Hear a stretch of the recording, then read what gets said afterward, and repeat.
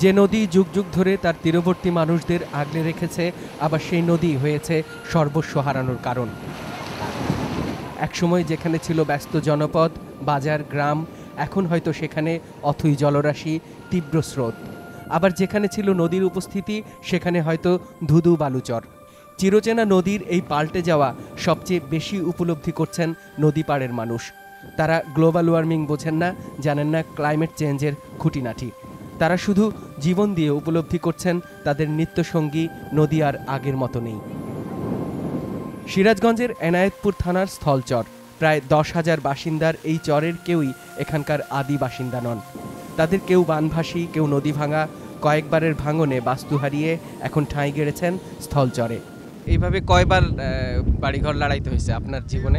আমার জীবনে অন্তত 5-7 বার কম বাড়িঘর লড়াই করছি, 5-7 বার। আমার আব্বার জমি হয়তো 20-30 বিঘা মতো গতবার আবাদে ছিল, এবছর নেই, সম্পূর্ণ জমি নদীতে গেছে আর কি।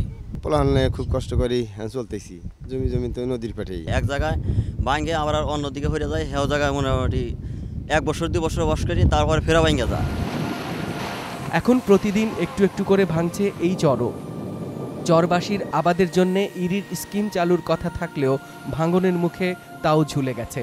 চরের মাটিতে আজকাল সার ছাড়া ধানও হয় না, তাই এখানকার মানুষের স্থায়ী কোনো উপার্জনও নেই। পূর্বপুরুষের কেউ জেলে না হলেও পেটের দায়ে এদেরই কেউ কেউ হয়ে যান মৌসুমি জেলে। আমি মাঝে মাঝে নদীতে মাছও ধরি বা একটু একটু কাজও সংসারে করি। ভাঙনের কারণে আমাকে মাছ ধরতে হচ্ছে, নাহলে আমাকে মাছ ধরতে হতো না। ঝড় হলে আমাদের বাড়িঘরগুলো নষ্ট হয়ে যায়, তারপর ফসলের জমিগুলা পানিতে প্লাবিত হয়ে নষ্ট হয়ে যায়। আশপাশের কোথাও স্কুল নেই, লেখাপড়ার কোনো ব্যবস্থা নেই। দূরের স্কুলে পাঠিয়ে সন্তানদের লেখাপড়া করানোর সামর্থ্যও নেই। লেখাপড়া, চিকিৎসা কিংবা বিনোদন এই জনপদে বাহুল্য। করে এই মনে করেন মাইনরটা পাস করে, ক্লাস 5 পর্যন্ত লেখাপড়া করে, আর তাদের ভাগ্য হয় না উচ্চশিক্ষার জন্য। এখানে শিক্ষার হার শতকরা মন কাজে 5 জনও নেই। একটা ছাওয়ালকে লেখাপড়া করতে গেলে অনেক সমস্যা, বহু টাকার প্রয়োজন। কিন্তু ভাঙনে বিলীন হলে এই চর ছেড়ে আবার তারা কোথায় যাবেন, কোথায় হবে জীবনের নোঙর, সেটা যেমন তাদের জানা নেই, তেমনি জানা নেই কেন দ্রুত পাল্টে যাচ্ছে নদীর গতি প্রকৃতি, নিয়ম ভাঙছে জোয়ার ভাটা।